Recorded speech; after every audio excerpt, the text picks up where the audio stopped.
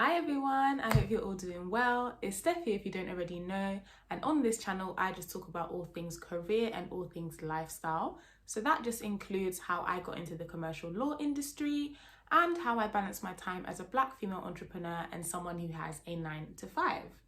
In today's video, I'm going to be telling you about all the non-legal roles that I've done since I was age 14 that helped me land my training contract.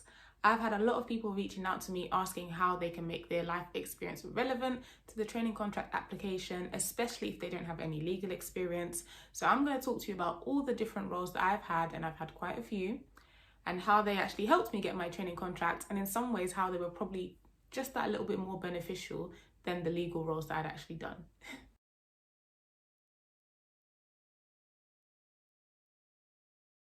Okay, so I figured I would actually split this video into the different types of jobs I've done. So tutoring, hospitality, delivery driving jobs, etc. And then I'll also put the timestamps down below in the description like I always do. And I have also done a number of volunteering roles as well, which I'm not going to include in this video because I don't want it to be too long. But if you are interested in hearing how to make your volunteering roles also relevant to your training contract applications, let me know in the comments down below and I can get a video on that sorted too. Okay, so the first type of job that I'm going to be talking about is tutoring. I've been working since I was 14. So since 2012, and I've been doing tutoring for all of those years amongst other jobs as well. So this is probably going to be the biggest section. I've had a number of different types of tutoring jobs. So I've worked in centre, I've done online tutoring, where it's kind of one-to-one tuition. I've done group tuition, I've done full-on classrooms, I've done, you name it, whatever type of tutoring is out there, I've probably done it. And I've picked up a lot of skills on the way, and I know a lot of people have also done tutoring in some way, shape or form, and there are definitely a lot of skills from tutoring that are very, very relatable to working in commercial law. So long as you know how to kind of identify those key skills, you will be fine. From my first job in 2012, I think the key skills that I drew upon in my applications were two things. So first of all, one of my main roles in that job was sitting at the reception desk and then liaising with the parents. So that kind of included giving them the debrief of how the student had done in the day, if we had any kind of homework tasks or any kind of strategy goals that we set for the student, then I would be the one to liaise that to the parents. And where my job actually was, like where I grew up, there were a lot of parents who didn't actually speak English all that well. Sometimes where I would have to kind of break down what I was saying in a way that was digestible to the child so that the child could then translate it to the parent. So the first skill I kind of picked up from that job was definitely communication, and having to adapt my communication styles to very different people, all in the same kind of room. And if you're relating that to a career in commercial law, your clients are not always going to be people who have a background in law. So even if you've done a law degree or you've done the GDL or however you've gotten into the law, your clients might not be in that position, which means that sometimes the information that you are giving to them, whether it be you're kind of distilling down a brief or you're explaining a particular area of law for them or something like that, you need to be able to break it down into a way that they can understand. You need to be able to meet them at their level. And that was definitely a skill that I picked up from my first job. Another skill that I picked up, which I probably picked up from all of my part-time jobs, but it was just the fact that I balanced that with working. I balanced that with studying whilst I was at school. So I mentioned that I started this job when I was 14.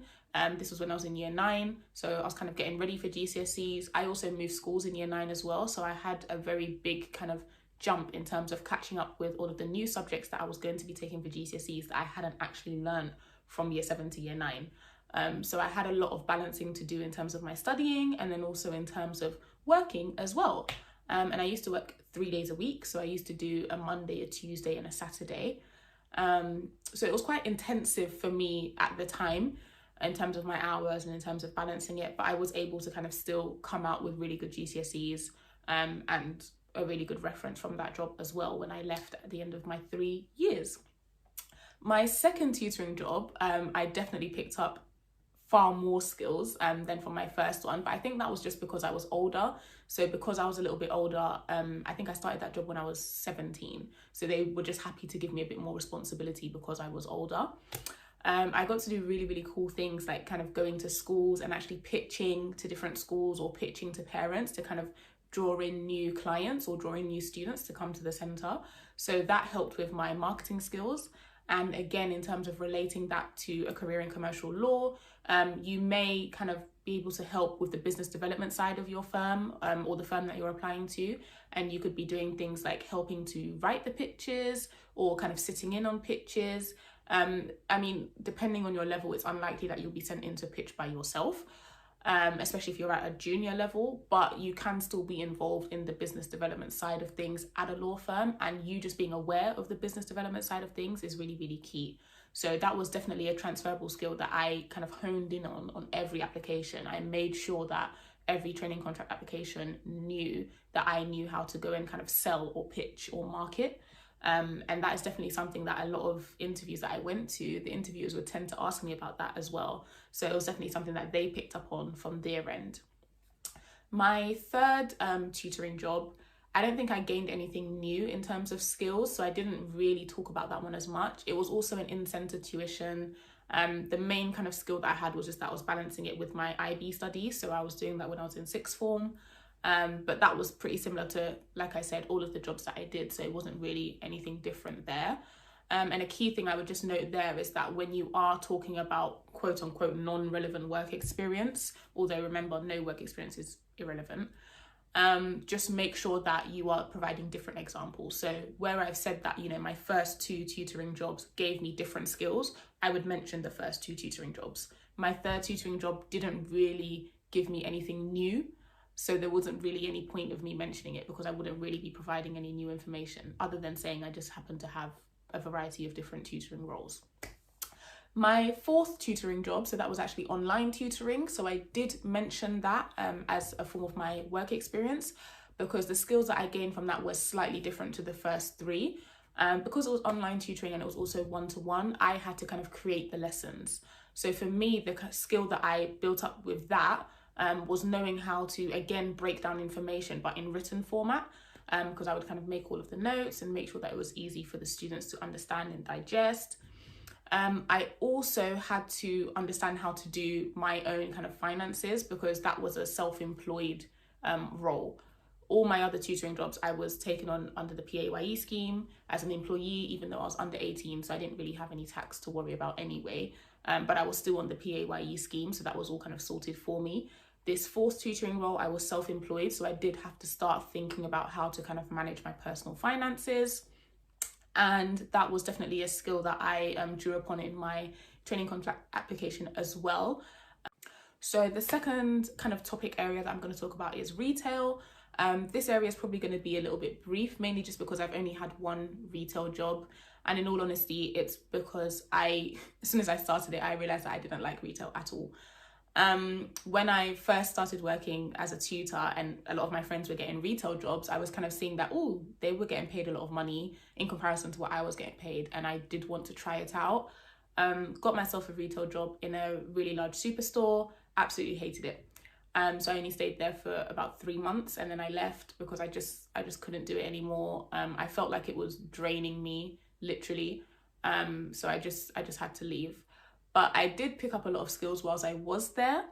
I think the first kind of major skill that I picked up on that I definitely did speak about at interviews, I remember 2 distinct assessment centre interviews that I spoke about this particular retail job. The first one was definitely my time management.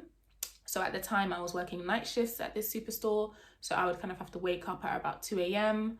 And then get there for about 2:30 and I would finish at 8 a.m. I would then come home, sleep till about 2 p.m. and then I had a second job that I was working, which was one of my tutoring jobs. And I would be doing that from about 4 p.m. onwards. And then I was balancing that with my university studies as well. So time management was the first kind of really obvious skill that I picked up on from that time period when I was working in retail. And relating that to commercial law, there will just be times, depending on the kind of law firm that you decide to apply to, but if it's a global firm, there will be times where you just have to do just that. You might find that you have to work until 10 p.m, 11 p.m, even into the AMs, depending on where your clients are and depending on when a deal needs to kind of be done. There are times where you're sleeping hours are going to be a little bit skewed because you kind of have to finish a piece of work at a particular piece of time. But if you can get everything that you need to get done to a good standard, which I was able to show by, working 2 jobs and still maintaining good grades, then that's a transferable skill that you can carry across. So that's how I demonstrated my transferable skills for working in retail. So the third kind of category that I'm going to be talking about is hospitality. I was okay with my hospitality jobs. I had 2 hospitality jobs. One was being a waitress / a kitchen porter, just depending on where they needed me to be. I worked for an agency, so they kind of just sent me around to different hotels and to different restaurants in London, and I would just have to fit in wherever I was needed. And the other was being a chef, quote unquote. I say quote unquote because I think the term chef sounds really fancy, but I was honestly just making pizzas and pastas at a pizza takeaway, so it really wasn't that fancy. But in terms of the skills that I gained, with that, it was definitely customer service, and always keeping a smile on your face, even if you are going through something in life. And I'm not entirely sure what that is actually called as a skill, like in one word, but it's definitely something that I spoke about at a lot of interviews, and I also wrote about in my applications whenever I had to kind of give an example of a time where, and they asked for a specific skill, usually resilience. That's where I would bring in my hospitality jobs. Because as anyone who has worked in hospitality knows, sometimes customers can be really mean, and you still have to kind of keep a smile on your face and still serve them to the best of your ability. So that was the main skill that I kind of drew upon for my hospitality jobs. Okay, so my 4th category that I'm going to be speaking about are all my driving roles. I actually didn't write about my driving roles in my applications, not because I thought I couldn't write about them, but mainly just because the skill that I wanted to talk about was time management, because I did these roles whilst I was studying at university, and I just felt like I already had good examples which were kind of interesting, which already showed time management, so I just didn't need to talk about these as well. But I will still really briefly kind of go over them, just in case you don't have maybe some of the previous experience that I spoke about, but you do have some delivery driving experience and you want to relate that to a role in commercial law instead. So I had 3 delivery driving roles, 2 of which were for restaurants and then 1 for a company. All of them, though, for me were just demonstrating time management, because they were all kind of 0-hour contracts. So I would select whatever shifts I was available for. So it just meant I had to manage my time well and make sure that, I structured in my revision time for lectures, my study time, my actual lecture time, my seminar time, etc. And then making sure that I was able to kind of meet these commitments at work too. So the way that you would kind of relate that to commercial law is just that there will be a number of things that you have to balance. Once you start, you will be given work from your supervisor, but you may also be given work from other people in the department. Alongside that, there might be some CSR, so some corporate social responsibility stuff that you might want to be doing, maybe kind of giving back or going to kind of grad recruitment talks and that sort of thing. There may also be some business development stuff you might want to be doing as well, like helping to write pitches and etc. So balancing all of those different tasks that you would have as a trainee is just something that you need to be able to do. So that's the way that I would say you could kind of relate having a delivery driver role to life as a commercial lawyer. But like I said, I didn't personally actually write about it in my applications, purely just because I already had examples of how I was able to kind of balance a large number of things at one time. So my last category is just called other jobs, mainly just because I just wasn't sure where else to put these jobs. But I had 3, personally, what I think are quite cool jobs that I like to speak about in every interview and every application, just because I thought they were so unique. One of them was that I was a ballot box counter for my local council. The reason why I like to speak about that job is because a lot of people don't actually know that you can be a ballot box counter and you can get paid for it. The council tends to pay you quite well for those kind of roles. So if you're looking for a bit of extra money on the side, definitely do sign up for those kind of jobs. But I always just found it interesting to talk about because interviewers tended to want to know how I actually got that role. So that's another way that you can kind of speak about your quote unquote irrelevant work experience. If it's something that is just interesting, it's likely that the interviewers are going to want to know how you actually got it. It doesn't even matter if there's not really a transferable skill which relates to commercial law. They're just going to want to have a chat with you because it generally does sound quite interesting. Another role that I had, which I always like to talk about, is that I actually worked as a summer warden for the Royal Collection Trust. That was really, really interesting because I got to be inside Buckingham Palace, so that was really cool. And again, it's just a role that interviewers like to ask me how I got it, because how many people get to do that as a job and get to speak about it? So that's a role that I always talk about. And so the final kind of interesting role that I had that I always like to speak about is the fact that I was a telephone fundraiser whilst I was at university. This is not necessarily uncommon. I know a lot of universities have this as a role, and a lot of people in general tend to do a lot of kind of fundraising jobs, whether it be door to door or telephone. But the reason why I like to speak about this a lot is because I actually used that role to get a sort of mini pupillage. There was a particular time where I had to call a QC, and when I had actually called him, I think he was in the middle of a driving lesson with his daughter or something like that. And because I drive, I was straight away able to kind of laugh about how my driving lessons used to be when I was learning how to drive, and we kind of built a rapport over that. After a decent kind of 40-minute conversation, he kind of just asked me about my career aspirations, and I mentioned that I wanted to be a solicitor. And he asked me if I'd ever considered becoming a barrister, and I said no, because I hadn't at the time. But he said that it would be great for me to have some experience as a barrister, even if I'm not considering it, just to kind of open up my mind a little bit. So I thought, do you know what, sure, it would be great to have some experience, and that is actually how I managed to get that sort of mini pupillage. So that's a story that I do always like to talk about in my interviews or in my applications, just because it's a really interesting story. And I guess in terms of how you would link that to a skill as a commercial lawyer, I saw an opportunity and I took it. And as a commercial lawyer, that's the kind of innovation or kind of tenacity that your interviewers or employers will want to see. They will want to know that if you are, in a scenario, you are able to kind of positively spin whatever situation you are in to make it beneficial for the firm or for yourself. So that's definitely something that I like to talk about because it's quite interesting. But if you have any kind of interesting stories like that as well, I would definitely say bring it up, because it shows that you as an individual are someone who is a go-getter and someone who seizes opportunities when they arise. Hopefully, that is a whistle-stop tour of how all of my kind of non-legal paid roles helped me get a training contract. Hopefully this is a bit more helpful for you, because I do know that sometimes when we say you can still talk about your non-legal roles, there isn't really any kind of follow-up after that. So it's a bit hard to see, A, what skills do you actually have from your non-legal roles, and then B, how are those skills relatable to what life as a commercial lawyer would actually be like. But hopefully you find this video helpful. If you do, please do give it a like. Please do subscribe if you're not already subscribed to me. And please do share this video with at least one person who you think will find it beneficial. Bye.